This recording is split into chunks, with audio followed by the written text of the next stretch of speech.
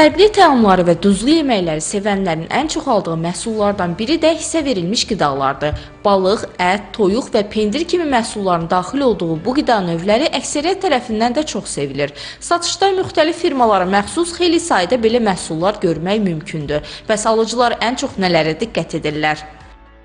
Xoşumuza gəlir, tez-tez alırıq, yəni ailə üzvlərimiz sevir. Keyfiyyətli çıxır hər zaman, yaxşıdır yəni. Bəs alanda nəyə diqqət edirsiniz? Tarixinə təbii ki, köhnə olmağına, yeni olmağına fikir veririk. Qiymətinə, bir də yağlılığına, köhnə və təzəliyinə. Məsələn, mağazada qalıbsa bir həftə, 2 həftə də bizdə qalır. Aldığımız əşyanı qoyuruq xaladini. Yeyən varsa dərhal yeyilir. Ya da qalırsa birdən həftələrlə qalır. Alanda əsas zövqümə, ağız dadıma və eləcə də saxlama müddətinin bitmə tarixini ən vacibi. Əsası odur. Sözügedən məhsullar mağazalarda xüsusi işıqlandırılmış soyuducularda saxlanılır. Qış aylarında hissə verilmiş balıqlara daha çox tələbat olsa da, havalar isindikcə zövqlər də dəyişir. Əsasən hissə verilmiş məhsullar yay fəslində yaxşı tələbat olur.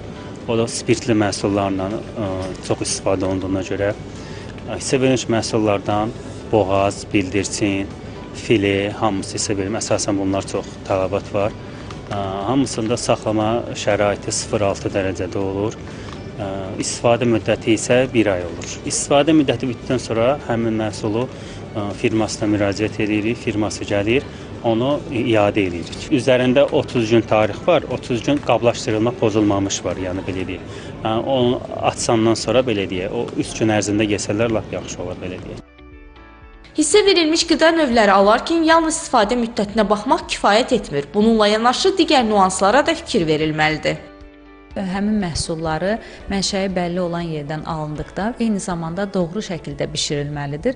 Hissə verilərkən daha çox təbii ağacların quru budaqlarından istifadə olunur ki, burada da əsasən alma, palıd, qoz ağacından istifadə edərkən onlarda xüsusi dad var ki, bu da hissə verilmiş məhsulları daha ətirli, daha dadlı edir ki, bunlardan istifadə etmək lazımdır.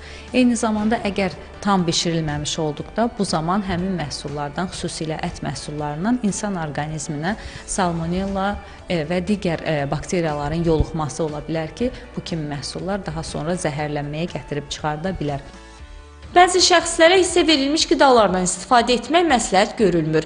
Çünki onların hazırlamasında konservativ duzlardan istifadə olunur ki, bu da hipertoniya kimi xəstəlikdən əziyyət çəkənlərin sağlamlığına ciddi ziyan vura bilər. Salatın Pirmuradova, Emin Tağıyev, Telesər.